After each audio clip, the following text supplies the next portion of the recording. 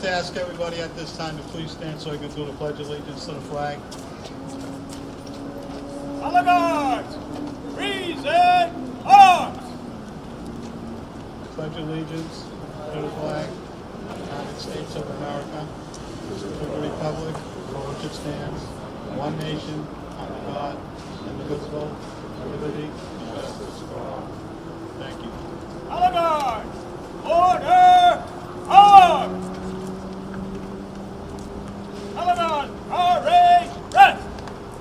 You may take your seats. First of all, I'd like to welcome everybody here. Sitting in the front row is John's mother, Karen, sister sitting in the back, and other family members. At this time, in essence of the program, I'd like to call upon the city manager, Tom Ambrosino, to say a few words.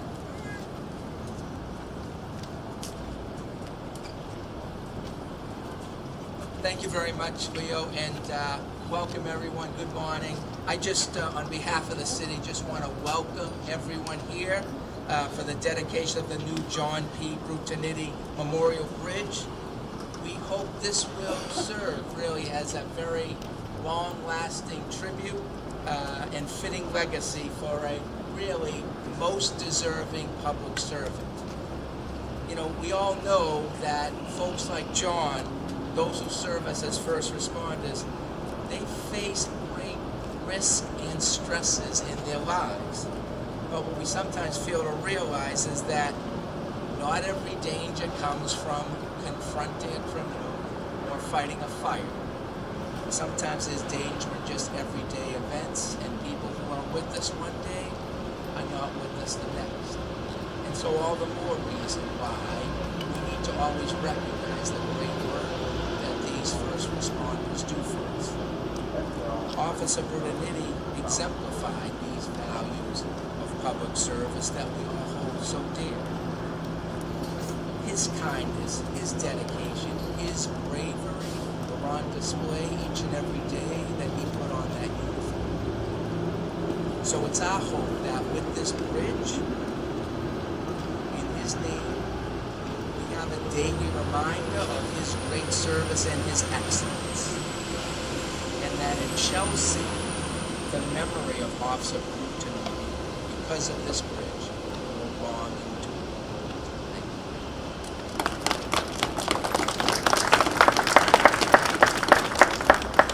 you. At this time, I'd like to welcome to the podium the President of the City Council, Damali Guido.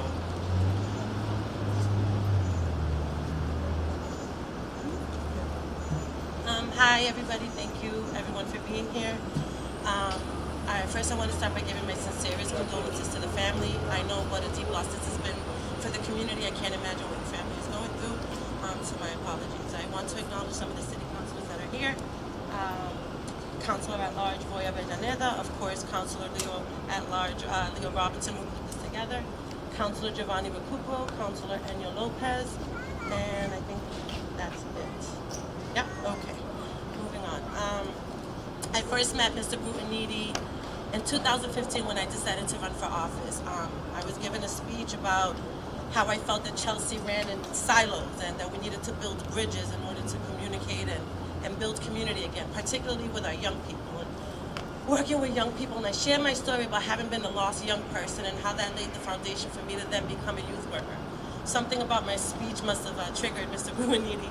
He pulled me aside after, and we had this very long conversation where he talked about how important it was to do youth work, how important it was to lead by example, how important it was to use our positions as community leaders to give back to those of us to help pave the way for them. It's so easy to stray, and how much it meant for him to be able to be in that role and set an example for the youth in our community.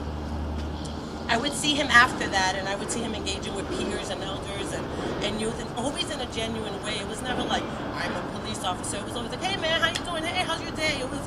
It's the type of leadership that no matter what side of the aisle you're on, we can all come to common ground and be like, yeah, that's how you want to be in this community. A couple times I wanted to stop and talk to him, but I saw him in the middle of his thing, and I just kind of was like, The last memory I have of him, he was talking to a kid, and he was like, what's up, man? I don't know what the conversation was, but it was very animated, and And I didn't want to interrupt, and that was the last time that I was able to see him. He passed away shortly thereafter. For me, the conversations that he and I had are invaluable. We shared philosophies and experiences, and although he was a couple years older than me and we had missed encounters, we knew a lot of the same people. What I'm taking from this is that as I continue to do youth work in this community, whenever I feel like I'm having a hard time connecting to the young people, I'm going to make sure to drive over this bridge. And it's really ironic the way the universe gives us these messages, because in my speech, I said we need to build bridges to connect people, and here he is getting a bridge named after him, and it's almost like it's a sport, you know? And so whenever I'm having my rough days and I'm having a hard time connecting with my young people, I'll make sure to drive by this bridge and kind of recharge. It'll be my spinach, it'll be my mushroom to Super Mario, it'll be the little pellets at Pac-Man, it'll be the way that I get my energy again to face the world and continue his legacy and our shared philosophy. So thank you everybody for being here on this hot day. Thank you for Leo Robinson for putting this together. It is a beautiful tribute to an amazing man, and thank you for allowing me the opportunity to speak.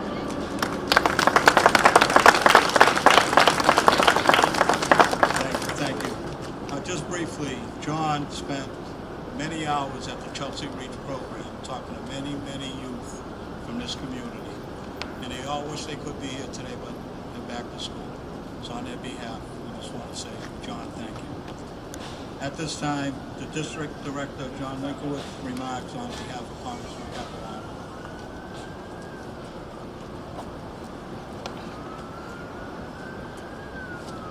Good morning, and thank you for the chance to offer some remarks on behalf of my boss, Congressman Capilano, which will be short. It's not going to hold this.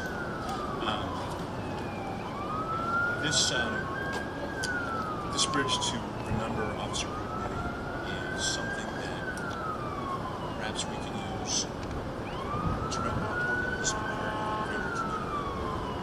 For individuals to strive for something greater, to be a part of a community, to be an important part of a community, and for service. It's hard to say a lot, to be honest. But let's take this bridge with his name attached to it, and let's remember that, as other speakers have said every time. Come over it every time we mention it. Thank you very much, and let me step back into the shade.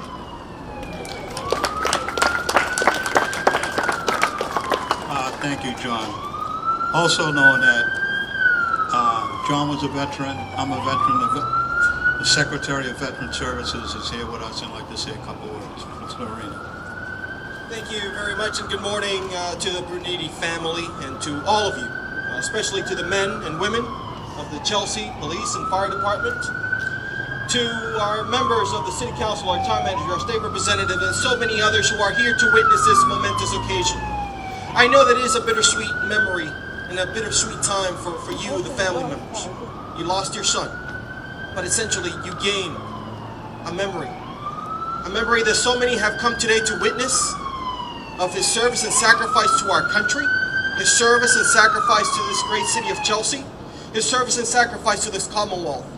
And I think all those who wear the uniform, who have stand the ground, who have taken the oath of what John has stood for. I think what we take from is that his sacrifice will not be forgotten. That if it was one of us who would have gone through what John went through, it gives us solace that his memory will never be forgotten. May God bless you, your family, and the memory of John Bruttaniti. And may this bridge be forever an example that exemplifies service, selflessness, and commitment to our community, our state, and our country. Thank you, and God bless. Thank you, Secretary. At this time, I'd like to bring forth MassDOT Highway Administrator Jonathan Culver to speak about the bridge. Thank you, Leo.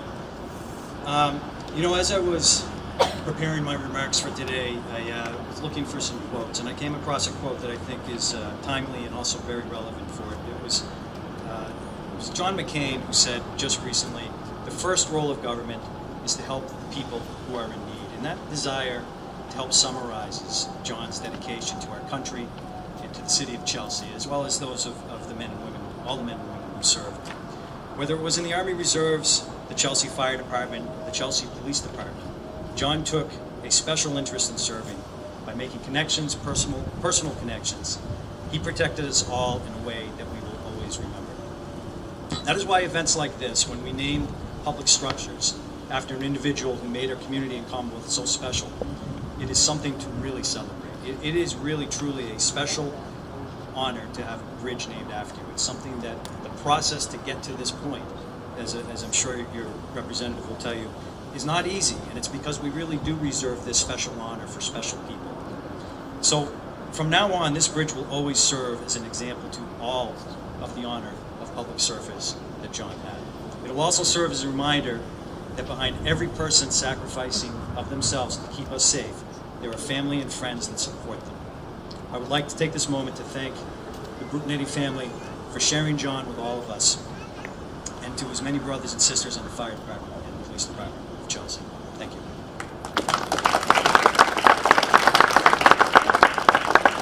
Thank you, John. At this time, memories of Officer Bruttaniti by the Chelsea Police Chief, Brian Keyes. Thank you, Leo. I'll try to do this without my glasses. To John's mom, Karen, his sister Karen Campbell, and John's entire family and friends, as well as his former co-workers from the Chelsea Fire Department, Mass General Police, thank you so much for allowing me the honor and the privilege to say a few words here this morning on behalf of the men and women of the Chelsea Police Department as we dedicate this bridge today in John's memory. While I feel privileged to speak about John in public forums such as this, it is definitely always bittersweet. In order to deal with personal loss, we have always learned to embrace the memory and celebrate the life of those closest to us that have faithfully departed and have been called to perform a higher duty. While I know that we all continue to do that each and every day when it comes to our dear friend John, I have to admit that I find myself feeling somewhat slighted here this morning. I know that I am biased, but I truly miss his incredible smile, his awesome sense of humor, and his humble nature of never wanting to receive any credit for all of his phenomenal accomplishments during his careers with the military, the MGH Police, the Chelsea Fire Department, and the Chelsea Police Department. Quite frankly, if he was here, I would just want to give him a big hug and tell him that I really miss him. It is incredibly fitting that we name this bridge on which we are standing in John's honor. But John was always the metaphoric bridge that we needed to connect our offices with the community that we so faithfully continue to serve. I've always said that John was the classic community policing officer, always putting the needs and wants of the community as a whole before his own, whether he was on or off duty. This bridge that we dedicate here today is symbolic of so many things. To me, it represents not just John's name on a plaque as a true American hero who valiantly served his country in battle overseas, a faithful and dedicated public servant that represented what we call the red team and the blue team here in Chelsea, but also this John Bruttaniti Bridge acts as a much-needed, strong, firm, outstretched hand. It joins together separate cultures, ethnicities, and races, all in the name of friendship that currently exists in this incredibly vibrant city. Like only John could do, this bridge holds quickly. This bridge holds us up when we are struggling, lifts us up when we are down, and reaches across to come to the immediate aid of those in need. We all remember that warm day in June of 2015 when John's heroic nature sprang into action to assist a beautiful family that was in desperate need of his assistance. I feel compelled once again to use John's words from his police report to do this account the justice that it deserves. John's words: as I was off on Park Street with Officer Arsenault interviewing a possible shoplifting suspect, I had occasion to observe a motor vehicle quickly pull up behind us, coming to a sudden stop. I then observed a meal party frantically holding a small toddler in his arms. Concerned as to what was transpiring, I quickly approached the vehicle. Suddenly I heard a female voice cry out, "Help me please, my baby is choking." The baby's father, Lewis, stated that the baby wasn't breathing and may have something lodged in her throat. I then quickly requested Chelsea control over my portable radio to activate EMS and the fire department for a baby choking call. I then immediately took the baby firmly in my arms and acted pursuant to my police and fire first responder medical training. As I began to closely observe the baby, I noticed some traces of what appeared to be vomit coming from the baby's mouth, and she was gasping for air. Then suddenly, without warning, the baby stopped crying and became totally unresponsive. I also noticed the color of the baby's skin began to change as well. I then placed the baby face down with the stomach resting against my right forearm with her legs on both sides of my bicep. I then used my right hand to maintain control of the head and chin area. I then tilted the baby's head in a downward position, resting my right arm against my right leg. I began administering back blows in an attempt to dislodge the foreign object that was obstructing the baby's airway. After conducting multiple firm direct blows, a copper penny fell out of the baby's mouth onto the pavement below. The baby began crying and quickly returned to her natural color. After observing the baby return to full responsiveness and breathing on her own, I allowed the baby to remain in the arms of her father, Louis. I am happy to report that this beautiful little girl, whose name is Brianna, is doing great and celebrated her fourth birthday on January 12th of this year, in no small part to the heroic actions of John on June 7th of 2015. God had scripted a plan on that day to place an angel at the right place at the right time with little Brianna and her family, and that angel was Officer John Bruttaniti. In closing, while we all share in the loss of this great American hero, we hope that the great memories of the time shared together have embraced each and every one of us with the strength that we all needed over these past couple of years. John's life was one of kindness and generosity, and while we miss him dearly, we thank God for having been touched by his class and charisma. Brute, please watch over all of us as we continue to patrol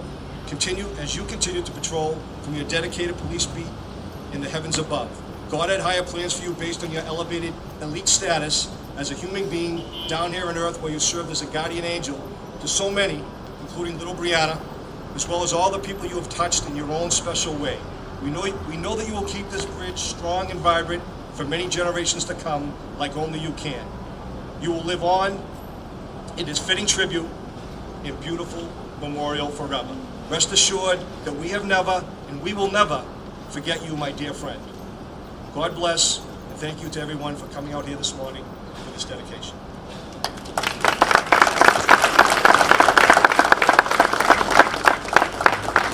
Thank you, Chief. Very well done. At this time, memories of Officer Bruttaniti, Acting Deputy Chief Richard Parisi. Good morning, members of the Bruttaniti family, police, fire, city officials. This was my fear. I'm not a public speaker, following Chief Pies. There's not much more that I can say this morning that hasn't already been said. When the Chief Albanese came to me a couple of days ago, that was my fear. What can I say? He said, Richard, give me a personal recollection. So that's what I've tried to do. John joined the fire department in 2005, and during that time, I recall he was all the adjectives they can use to describe a person. Hardworking, respected, willing to learn. But it was during that time that we quickly learned that the police field was truly where he wanted to be. That was his, that's what he wanted his career to be. So John did transfer to the police in 2008, and actually that could have been the end of our personal relationship. He could have went on and had a fine career with the police department. But then there was an opening. There was an opening on the fire investigation team, which that's what I've chosen to do with my career for the past 10 years. And John applied for that job, and Chief Kais appointed John to be on the team. And as I recall, the first week he was on the team, we had 3 fires, and of course we blamed John for that. John came out to all the fires. Anytime I called him for assistance, if he wasn't available at that moment, he would, Richard, I'll meet up with you in an hour or two. We'll meet in the next morning, and that's how it worked. It was almost like seamlessly from the fire to the police to the investigation team. John understood, and that's where he had the advantage over, I think, a lot of police officers that could have done the job. John understood our job. He understood what it was like to be in a fire.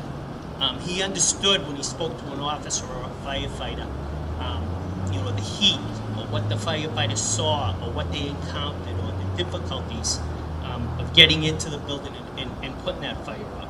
He understood the behavior of fire. So for the second time in his career, because he did go to the fire academy, a 10-week class, he went to the fire academy, he graduated, became a firefighter.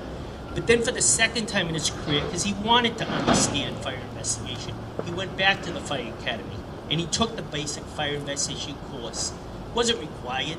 Chief Kais didn't require that of him, but it's something John wanted to do because he wanted to be good at his job. Not only was a police officer, but a fire investigator. And then he even took the advanced course, so we went back for a third time. He worked with us, the fire department, state troopers assigned to the marshal's office, the district attorney's office, and to solve several high-profile cases, arson cases in the city of Chelsea. I recall one fire that we worked for months and months and months. Although we had a suspect within days, it was traveling to Lawrence, it was looking at videos, it was interviewing witnesses, and then meeting, of course, with the district attorney, which he wasn't happy with me that day, because I wasn't happy with the sentence we were going to give the arsonist. And it was John that jokingly, when the district attorney walked out of the room, he's Richard, you can't talk to a DA like that. I said, well, I'm sorry, John, I'm not happy with but that was John. That was John. John was with us every step of the way. It ended with a guilty verdict and the arsonist going to jail. And that was just one case. There was numerous cases that John worked with us. I think this honor today is well deserved to a life dedicated to service. I miss John every day. I didn't want to do this. It still hurts. And John, I know you're up there in heaven because of the life you led down here on the road. Thank you.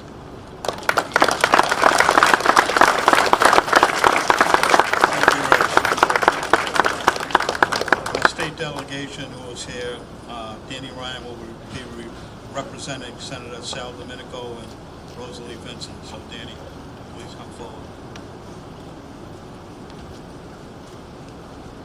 Thank you, Leo, very much. I want to thank City Manager Tommy Ambrosino, Chief Albanese from the Fire Department, Chief Kais from the Police Department, and President Kamali Vidal from the Chelsea City Council.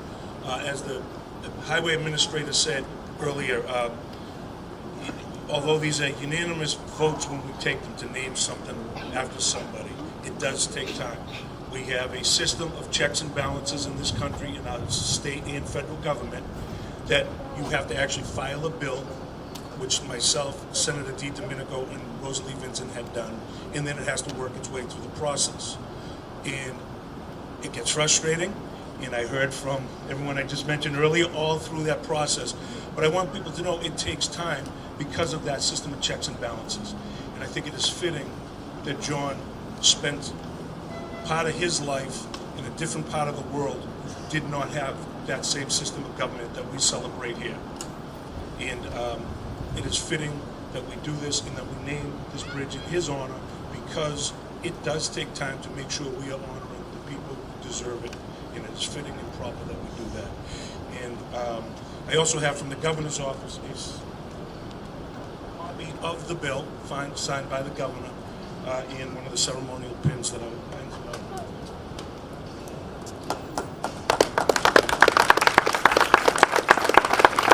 We also have a copy of that for the fire and the police station, so we can handle them there too. So I just want to thank everybody. Thank you for sharing your family member with us, and let's celebrate a life well lived. Thank you.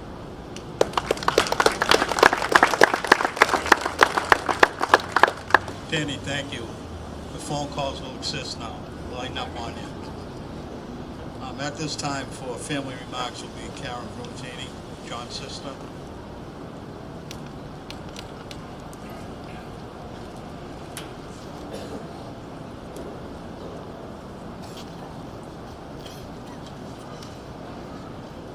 Hello, everybody, and I thank you all so much for being here today to memory my brother John for all of his dedication and his love.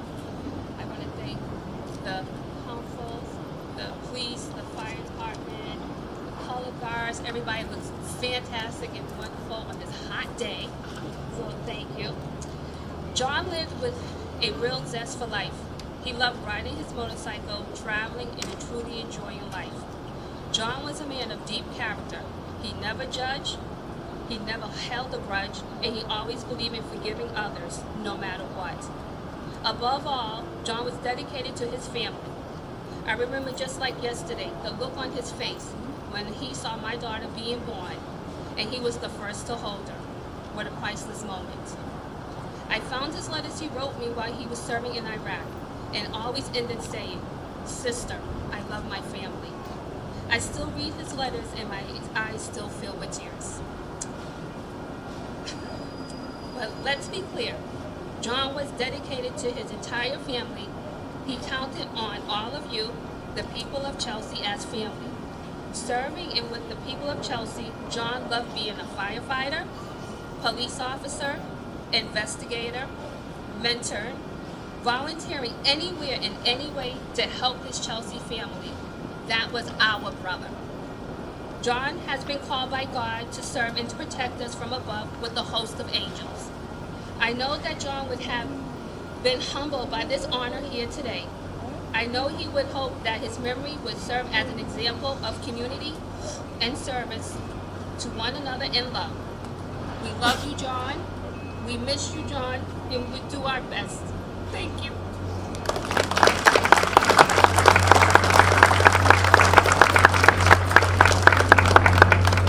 Thank you, Karen.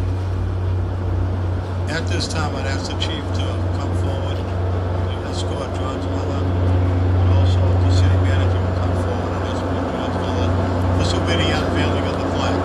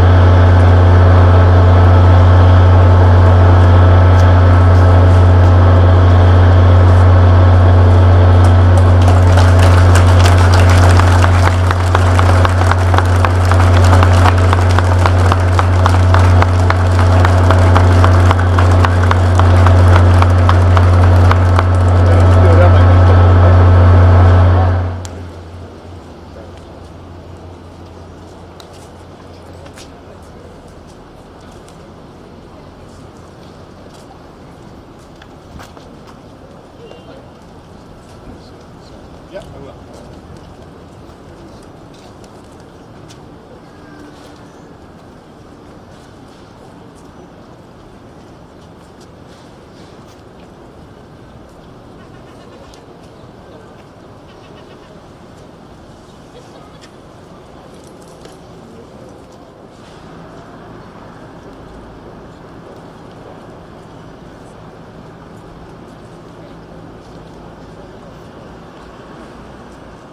But just in closing, this couldn't have happened without the following people stepping up and working with us to make this happen.